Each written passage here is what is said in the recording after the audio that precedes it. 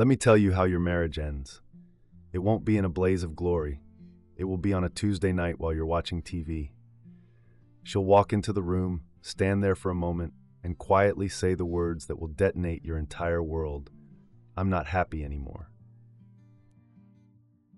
And you will feel the blood drain from your face. Your mind will start racing, trying to make sense of it. What are you talking about? I provide. I'm a good husband. We just booked that vacation. You will scramble for logic in a war that was never logical to begin with. You think this decision was made today? Brother, you are so far behind the battle lines, you can't even hear the guns. That feeling in your gut right now, that's the realization that you've been living with a stranger. The betrayal didn't start when she sent that text to another man. The betrayal started when she stopped seeing you as one. This was a slow murder, and you handed her the knife every single day. So what's your next move? You'll run to a therapist who will sell you on active listening and sharing your feelings. Your buddies who are in their own quiet prisons will tell you to buy her flowers and plan a date night. Listen to me. That is all garbage.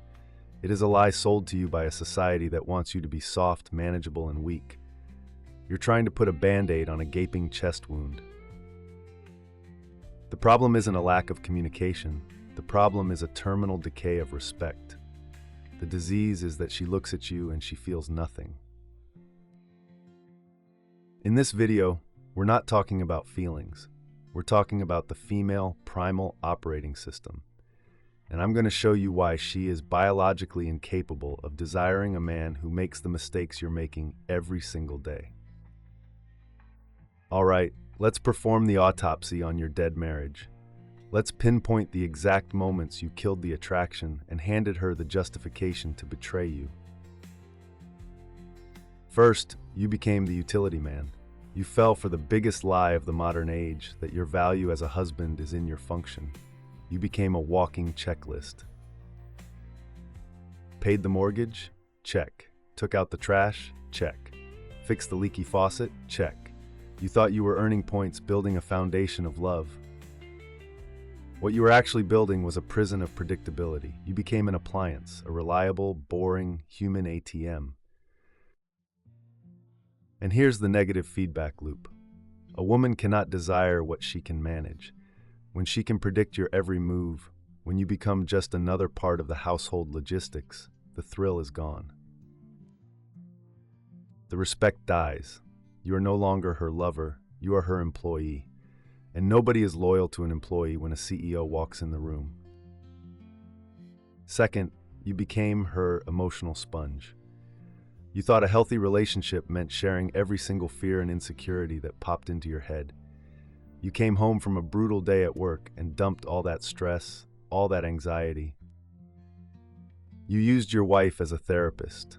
You turned the one person who needs to see you as her rock into a witness of your crumbling foundation. The feedback loop here is catastrophic. You are forcing her into a masculine frame. She has to be the strong one, the stable one, the container for your emotional chaos. This shatters her biological imperative to feel safe with you. She doesn't feel protected, she feels burdened. And that feeling of being burdened quickly curdles into disgust. Third, you became the eternal yes man.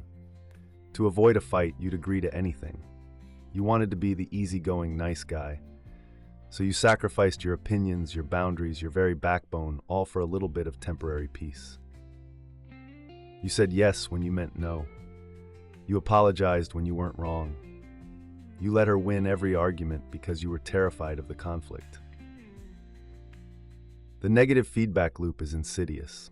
A woman will constantly test the strength of your frame. She needs to know she's with a man who has a spine.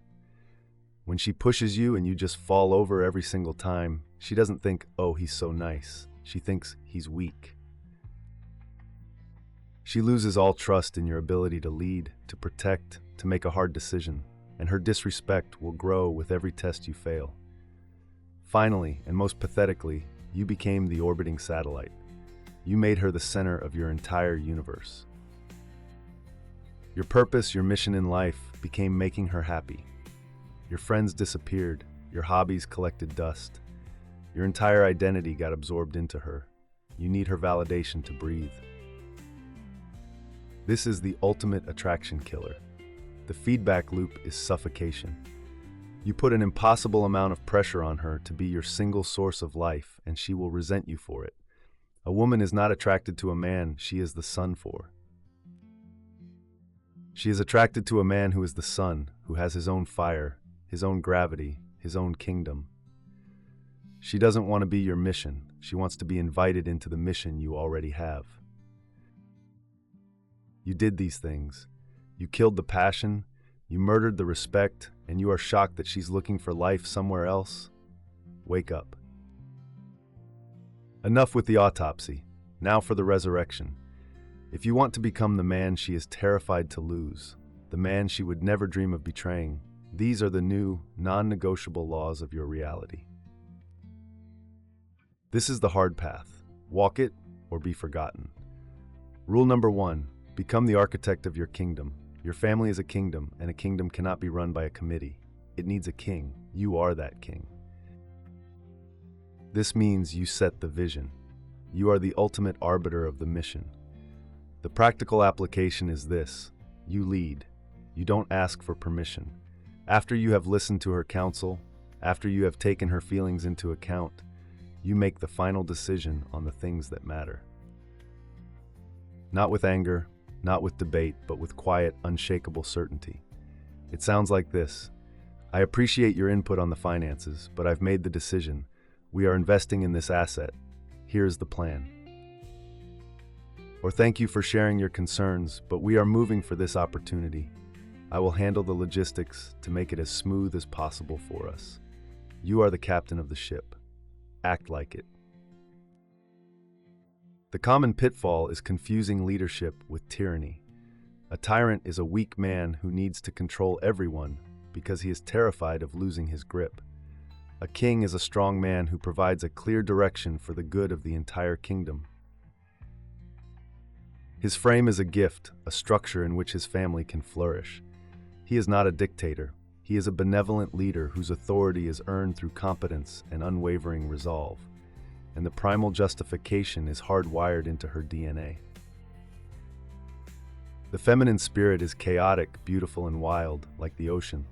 The masculine spirit is the unshakable coastline.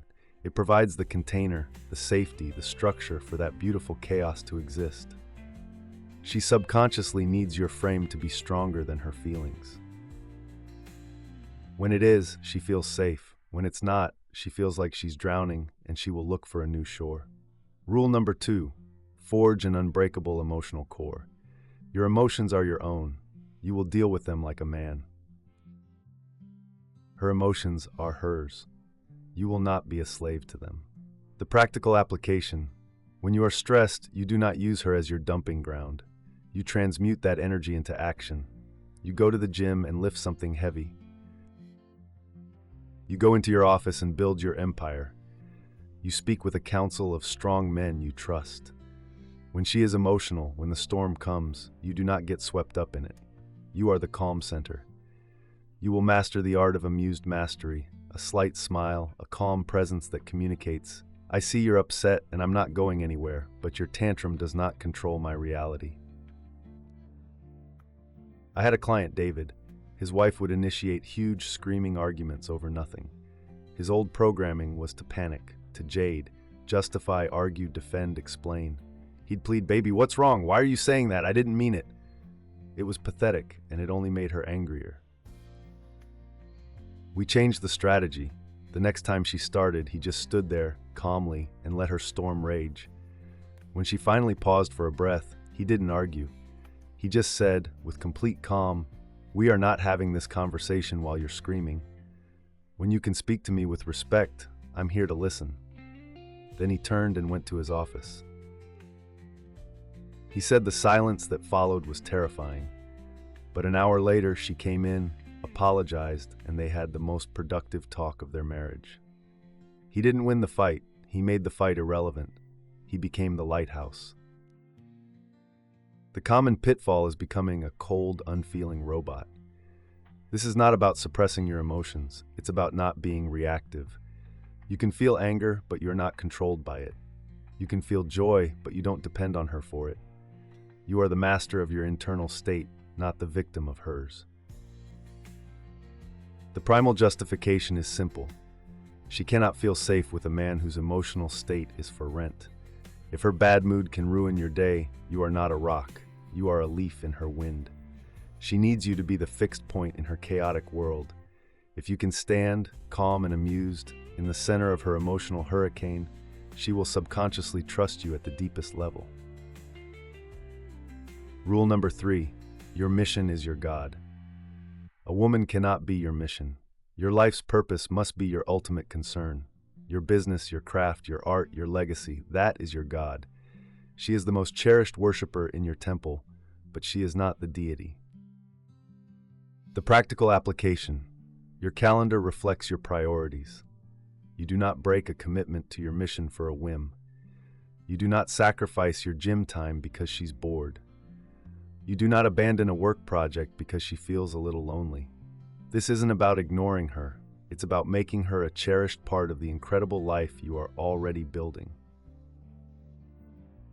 The time you spend with her becomes more valuable, not less, because it is a conscious choice, not a desperate obligation. The common pitfall is using your mission as an excuse to be a neglectful asshole. The man who works 100 hours a week and never sees his family is not a king. He's an absentee. The goal is to integrate her into your kingdom, to make her your queen. You are the sun, your mission is your fire, and she should feel the warmth, not be ignored in the outer darkness. The primal justification is hypergamy. It is the unwoke biological truth. A woman is designed to be attracted to the best man she can get. A man who is obsessed with his purpose, who is building, creating, and conquering his world, is broadcasting signals of extreme competence. He is the alpha of his own life. This triggers her deepest instincts of attraction. She wants the winner, and a man on a mission is already winning the most important game, his own. Rule number 4, cultivate a willingness to lose everything. To keep her, you must be willing to lose her. Your self-respect must be more important to you than your relationship. The practical application is this: you establish firm boundaries and you enforce them with consequences. Disrespect is met not with anger but with withdrawal, calmly, decisively. A client of mine, Michael, had a wife who was chronically late. It was a clear sign of disrespect. For years he'd nag, he'd complain, nothing changed. I gave him a new rule. The next time they had a dinner reservation, he told her calmly, days in advance, the reservation is at 8. I will be leaving at 7:45. I would love for you to join me. That night, 8 comes, and he's at the table alone. At 8:10, he orders his appetizer. At 8:15, she calls, furious. Where are you? I'm here, he calmly replied. I'm at our table. I told you what time I was leaving. Your dinner is waiting for you if you'd like to join me. He wasn't angry. He was indifferent. That single action did more than 5 years of arguing. He proved his time was more valuable than her drama. His word was iron. The common pitfall is making empty threats. If you draw a line in the sand and she steps over it, you must activate the consequence. If you don't, you have taught her that your words are meaningless. You will never regain that credibility. The primal justification is the ultimate value demonstration. A man who is willing to walk away communicates that he is a prize. He has options. His self-worth is not derived from her approval. This creates a deep-seated fear of loss. She realizes she is with a man of immense value who will not be managed or controlled, and she will start to act like it because she cannot betray a man she is genuinely terrified of losing. So now you see the two paths in front of you laid bare.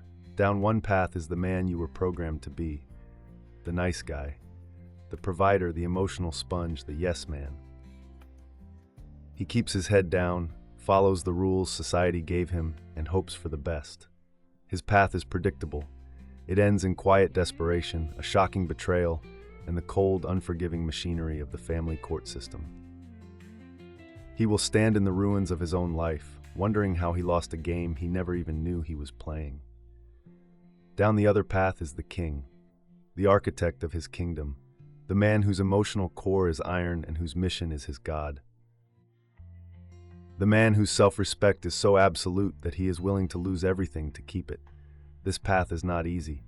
It is a path of discipline, of fire, of becoming. But it leads to a kingdom she is desperate to be a part of, a loyalty she gives freely, and a passionate attraction that time cannot diminish. You can continue down the path of the slave, hoping for a different result this time.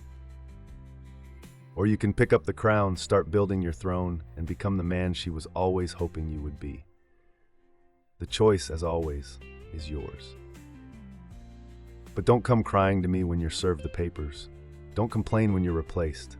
Be the man, or be erased. Get to work.